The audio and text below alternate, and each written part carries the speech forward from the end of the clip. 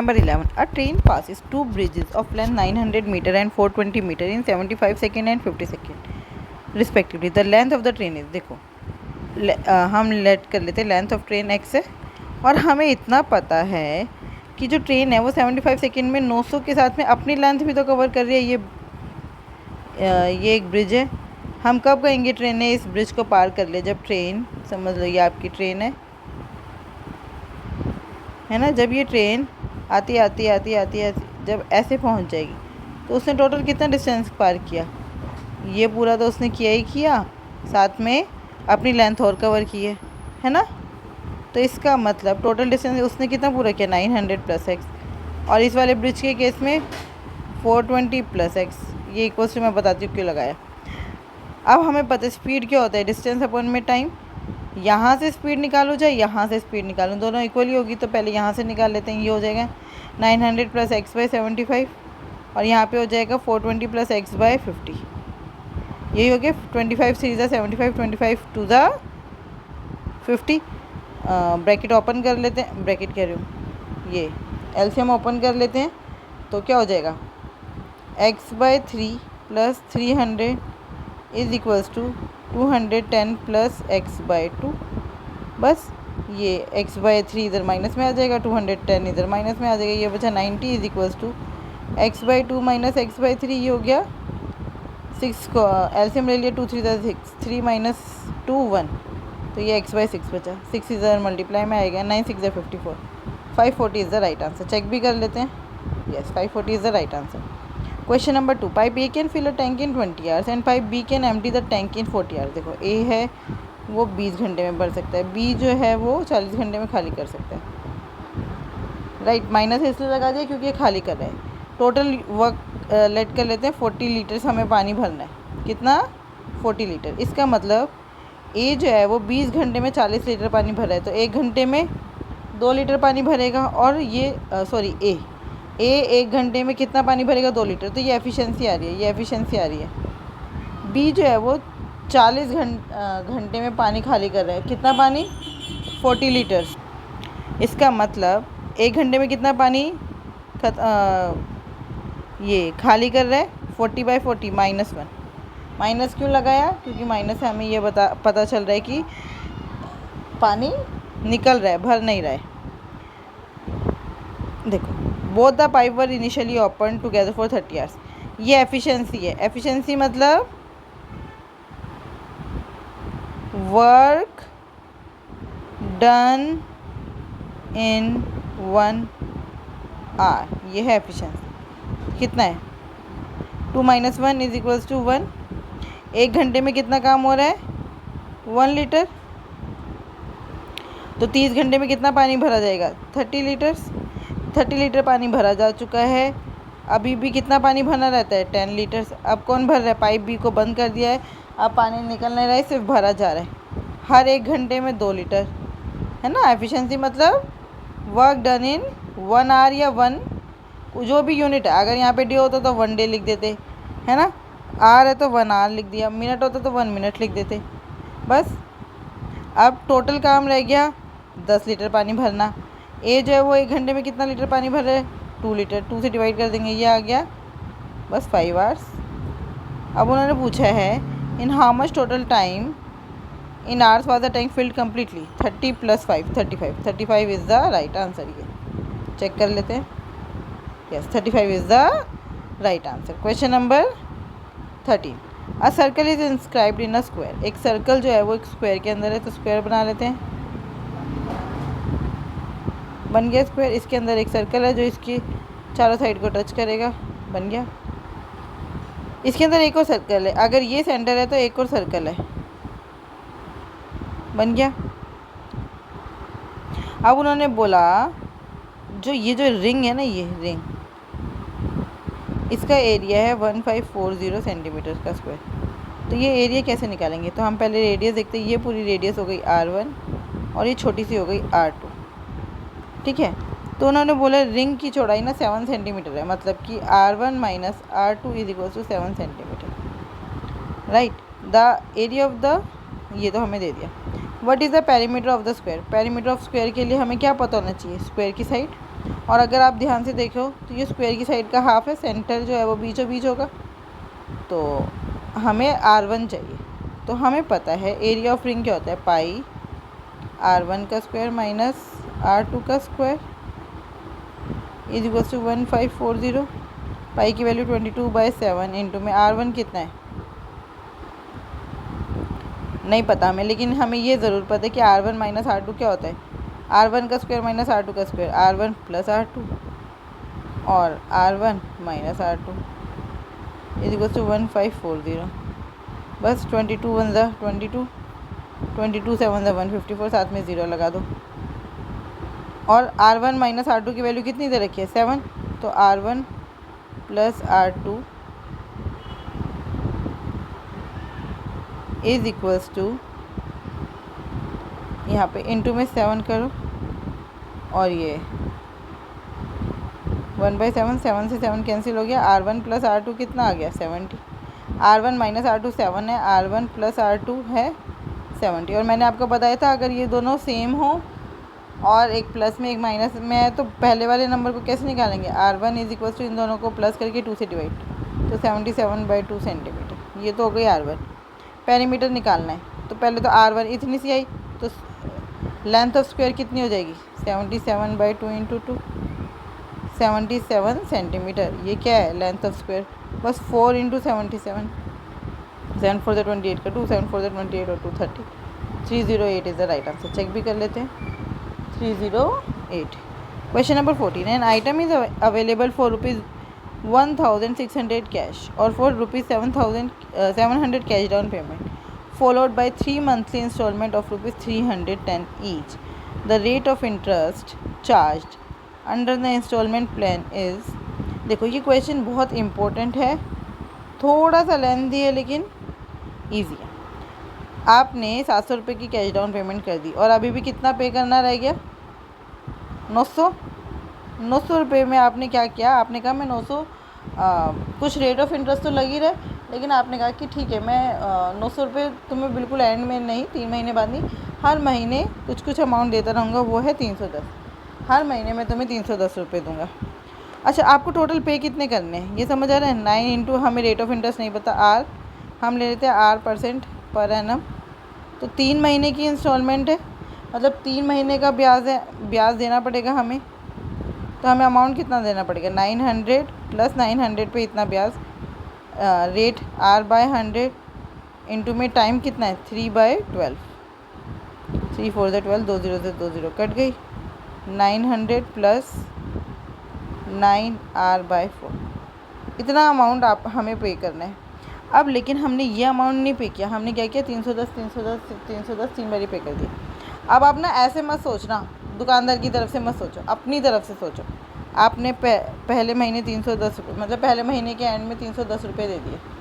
अब जो आपको ये अमाउंट देना तो था 3 महीने बाद, आपने पहले महीने के बाद ही दे दिया, इसका मतलब जो अमाउंट आपने पहले दे दिया इसके ऊपर आपको इंटरेस्ट मिलेगा। तो पहले तो आपने 3 बार ही 310 रुपये दिया, उसके बाद ये जो 310 रुपये सबसे पहली बार दिए, मतलब पहले साल पहले महीने के एंड में, उस पर 2 बार ही इंटरेस्ट मिलेगा, एक सेकंड मंथ के एंड में और एक थर्ड मंथ के एंड में। और जो आपने सेकंड इंस्टॉलमेंट दी है 310 की, उस पर सिर्फ 1 साल का इंटरेस्ट मिलेगा, जो मतलब थर्ड मंथ के एंड में है ना, और थर्ड मंथ के एंड में हम उसको 310 रुपये और देंगे और हमारा क्वेश्चन ख़त्म हो जाएगा, मतलब हमारा जो उधारी है वो ख़त्म हो जाएगी।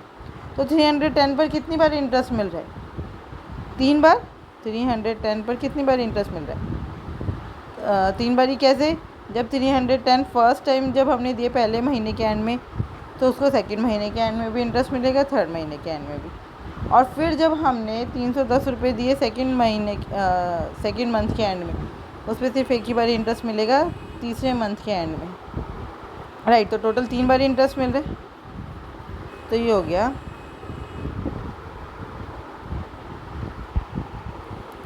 310 इंटू में 3R बाय, वही सेम करना पड़ेगा जो 3 मंथली इंस्टॉलमेंट्स है ना, तो 3R/12 इंटू 100, बस 3 4 12, 1 0 से 1 0 कर ली, तो ये हो गया इक्वल्स टू होंगे ये दोनों, क्योंकि हमारा जो ब्याज है वो चुकता हो जा रहा है। ये हो गए 930 जमा में 31/40 आर इज इक्वल्स टू 900 जमा में, इसको भी 90/40 कर लो, 90/40 आर। बस ये इधर माइनस में आएगा, ये इधर माइनस में आएगा, ये बचा 30 बराबर है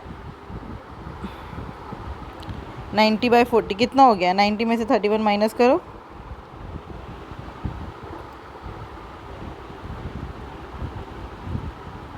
90 में से 30 गया 60, तो ये हो गया 59/40 आर। बस R is equals to 40 into में 30 अपॉन में 59। तो देखो अब कितना इजी हो गया मल्टीप्लाई करना। इसको हम ऐसे कर सकते हैं 4 3 12, 120 इंटू 10/59। अब 120 59 की टेबल में 120 के पास आता है 180। मुझे कैसे पता चला? क्योंकि मुझे पता है 60 की टेबल में 20 पे होता है, 60 की टेबल में 2 पे होता है 120। तो बस यहाँ पर भी हमने ऐसे कर लिया, 10 एज इट इज़ रख दो, 59 को 120 को 59 से डिवाइड करो, कितना आया? 2। 118 बचा रिमाइंडर 2 + 2/59। आंसर आया 20 + 20/59। 20/59 कितना है? देखो ये लगभग 1/3 है, तो 0.3 ले लो इसको। 20.3 is the right answer. 20.3 is the right answer. Question number 15. A certain sum invested at a simple interest of 3.5 year amount to ₹6,747। तो देखो, और 5 years में ये अमाउंट हो गया 7,410। तो कितने का गैप है? 1.5 साल का, 1.5 मतलब 3/2 years में कितना इंटरेस्ट मिल गया? माइनस कर लो दोनों को, 10 - 7 3, 10 - 4 6, 13 - 7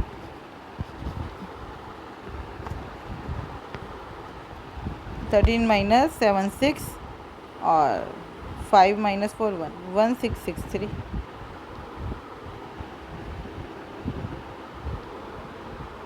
सिक्स 63 आएगा, 1 तो नहीं आ रहा भाई, सब्ट्रैक्ट करके देख लेना। अब ये है कितने सालों में? मतलब 1.5 साल में। फिर 5 सालों में निकालो, 663 इंटू में 2/3 इंटू में 5, ये हो गया 221। बस 5 to the 10, 5 सालों में कितना इंटरेस्ट मिल रहा है? 2210। और प्रिंसिपल कितना हो गया? फिर बस 0 का 0, 1 माइनस में 4 में से 2 गया, 5200 हो गया प्रिंसिपल। उस पर इंटरेस्ट मिल रहा है इतना। तो पूछा क्या हमसे? रेट ऑफ इंटरेस्ट पूछा भाई, निकाल दो। 1 साल में कितना इंटरेस्ट है? 5 साल में इतना है, तो 1 साल में कितना था? 442। 442/5200 इंटू में 100%। 2 0 से 2 0 कैंसिल। 52 4 की टेबल में 2 से ही जाएगा, तो ये हो गया 221/2 2 = 4, 2 6 = 12। बस 221/26 आ रहा है। अगर आप ध्यान से देखो तो ये 8 और 9 26, 8 ज़ा कितना होता है? 8 6 = 48, 8 यहाँ 4 यहाँ, 8 2 = 16, 208 से तो बड़ा है और 26 9 ज़ा से कम है। तो आंसर इनके बीच की सिर्फ एक ही वैल्यू है 8.5। यही आंसर है। Question number 60. Two solid metallic right circular cones of height 31 cm and 53 cm and radii of their bases 21 cm each are melted and recast into a solid sphere. What is the surface area of the sphere? देखो surface area निकालना है। Sphere के surface area के लिए उसकी radius पता होनी चाहिए, और रेडियस कैसे निकलेगी?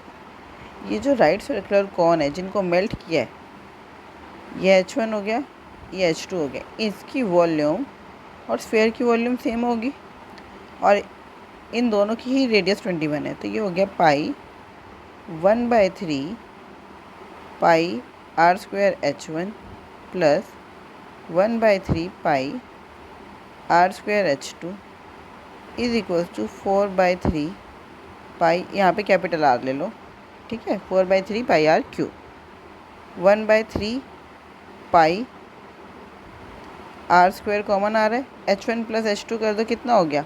3 और 1 4, 5 3 8, 84 sorry, is equals to 4/3 pi r³। Pi से पाई कैंसिल, 3 से 3 कैंसिल, आर कितना है, रेडियस कितना है, 21 का स्क्वायर, 21 का स्क्वायर इंटू में 84 इज इक्वल्स टू 4r³। 421 ज़ा आर की वैल्यू आ गई 21, क्योंकि यहाँ पे ये हो गया 21 का क्यूब।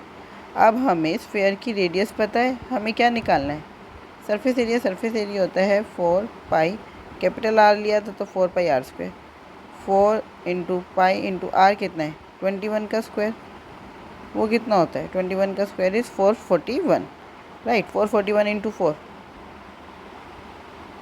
4 1 4, 4 4 16 का 1, 4 4 16, 1764 पाई, 1764 पाई। चेक कर लेते हैं। Yes, this is the right answer. Question number 17, A can do a certain work in 14 days, B is 33 1/3% less efficient than A. 33 1/3 मतलब 1/3, 33 1/3% मतलब 1/3 लेस एफिशिएंट देन ए, मतलब कि अगर ए की एफिशिएंसी 3 है तो बी की एफिशिएंसी 2 है, 3 - 1 2। अब उन्होंने बोला ए जो है वो किसी काम को 14 दिन में करता है और उसकी एफिशिएंसी है 3, तो 14 3 ज़ा 42, हमने टोटल यूनिट लेट कर ली, टोटल वर्क लेट कर लिया 42, बी की एफिशिएंसी है 2। अब ऐसे क्वेश्चंस को कैसे करते हैं, both started to work together but A left the work 2 days before the completion of the work. देखो, ए 2 दिन पहले काम छोड़ के चला गया, अगर ए ने काम नहीं छोड़ा होता तो कितना काम करता वो 2 दिन में, एक दिन में 3 यूनिट, 2 दिन में 6 यूनिट, टोटल काम हो जाता 42 + 6 48 यूनिट्स, है ना। अगर ए काम छोड़ के नहीं गया होता तो 48 यूनिट काम हो जाता, लेकिन वो काम छोड़ के चला गया 2 दिन पहले, तो उसके 2 दिन का काम हम ऐड कर देंगे। अब हमारा टोटल वर्क हो गया 48।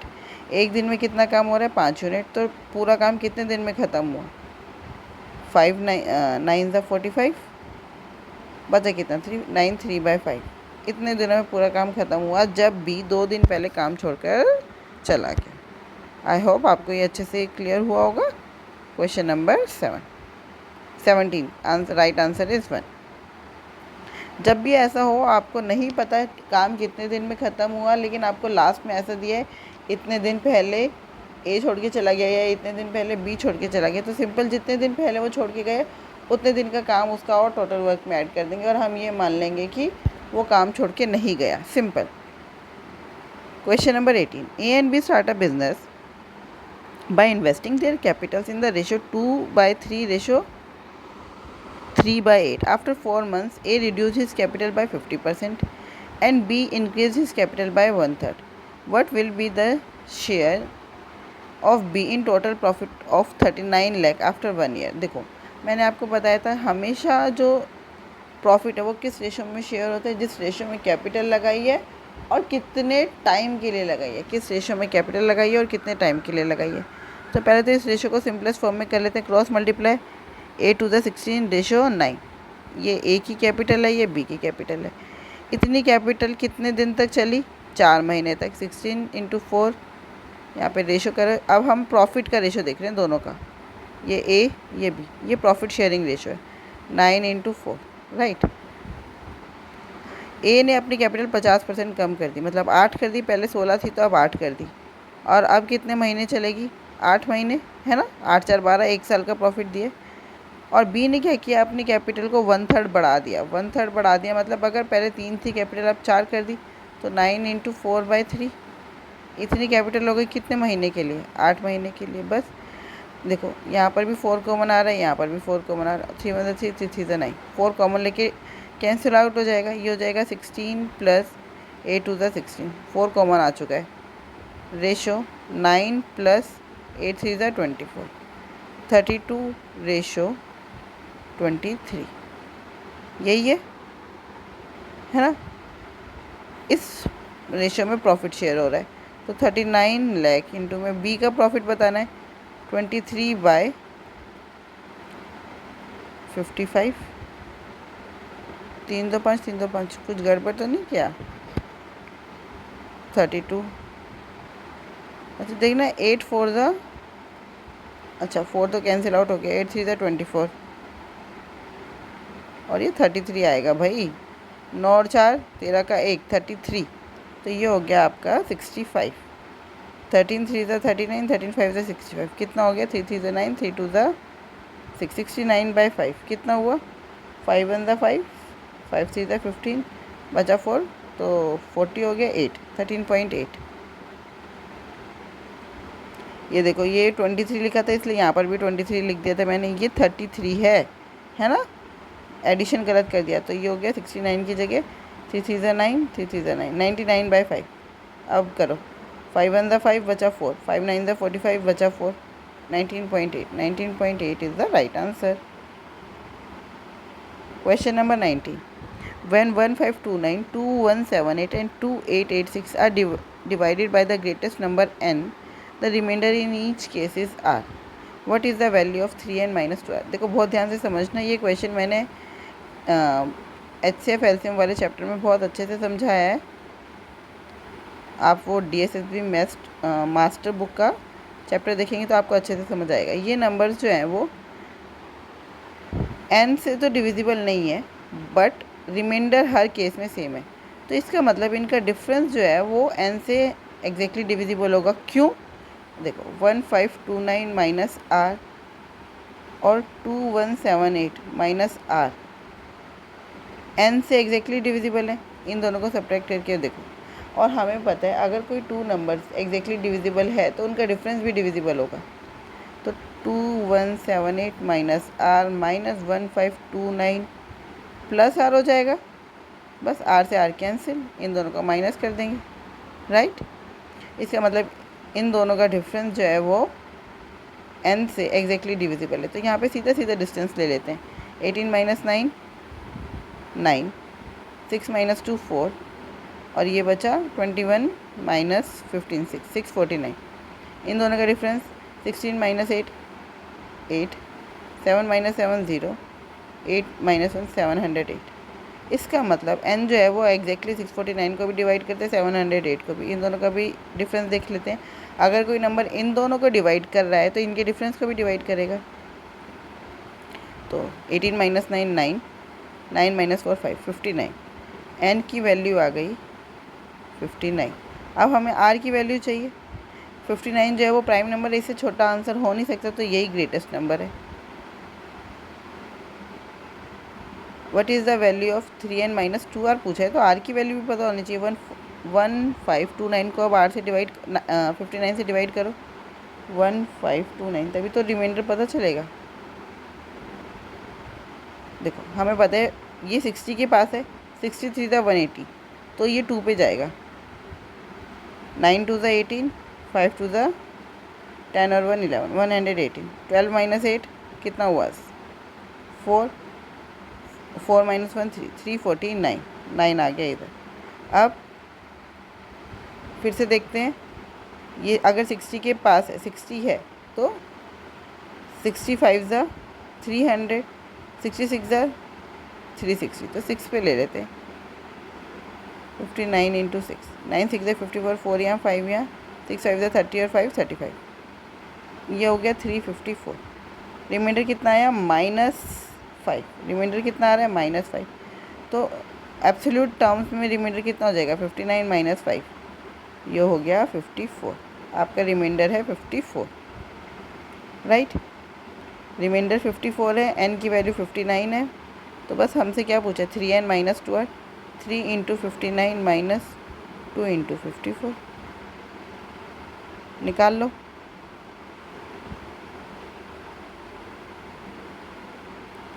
इसको ऐसे भी कर सकते हैं, 3 into 54 plus 3 into 5 minus 2 into 54। 3 into 54 minus 2 into 54 कितना हो गया? 54 प्लस 15, आंसर आ गया 16 है। आया समझ? कैलकुलेशन है, जैसे आपको इजी लगे वैसे करनी है बस। तो आंसर चेक कर लेते हैं। Yes, 69 is the right answer. Question number 20। A travels a car for 45 minutes at a speed of 80 kilometre per hour, right. उसके बाद the next 40 minute at the speed of 48 km per hour and the next 35 minute at the speed of x km per hour. If his average speed for the whole journey is 72 1/4 km per hour, then the value of x is। देखो, average speed क्या होता है? Total distance अपन में total time taken. तो total time तो हमें पता है 45 प्लस 40 प्लस 35, तो ये हो गया 120 मिनट्स। 120 मिनट मतलब 2 घंटे। 2 घंटे तो हमें पता टाइम लग रहा है, लेकिन टोटल डिस्टेंस कैसे निकालेंगे? डिस्टेंस होता है स्पीड इनटू टाइम। ये रही स्पीड, ये रही टाइम। तो हम क्या करेंगे? पहले डिस्टेंस निकालेंगे, फिर उसको टाइम से डिवाइड करेंगे। तो 45/60 इंटू में 80, ये हो गया 45 मिनट वाला डिस्टेंस। फिर 40 मिनट वाला डिस्टेंस निकालो, 40/60 इंटू में 48, फिर प्लस 35/60 इंटू में x स्पीड है। टोटल टाइम है 2 आवर्स इज इक्वल्स टू 72 4 द 4 2 द 8, 7 4 द 28। तो ये हो गया 289/4, 2 1 द 2, 2 2 द 4, 15 3 द 45, 15 4 द 60, 4 20 द 2 2 द 4, 2 3 द 6, 3 1 द 3 और 3 6 द 18। ये हो गया 5 7 द 35, 5 12 द, ये हो गया 23 द 60 प्लस 16 2 द 32 plus 7/12x is equals to 289/2। ये हो गया 60 प्लस 32 92, तो 7/12x is equals to 289/2 minus 92। Minus कर लो। 7/12x इज इक्वल्स टू 2 2 द 4, 9 2 द 18, 289 माइनस 184/2 कितना आया? 9 माइनस 4 5, 105/2। 2 1 द 2, 2 6 द 12, 7 1 द 7, 7 5 द 35। आंसर आया x is equals to 15 into 6। कितना है? 15 6 द 90, 90 is the right answer. x की वैल्यू है 90, 90 is the right answer. I hope आपको ये बहुत अच्छे से समझ आया होगा। फिर भी अगर कोई डाउट है तो आप मुझसे टेलीग्राम पर जुड़कर अपने डाउट्स पूछ सकते हैं। My Telegram link is @mathsps1। Thank you. Keep learning, keep practising.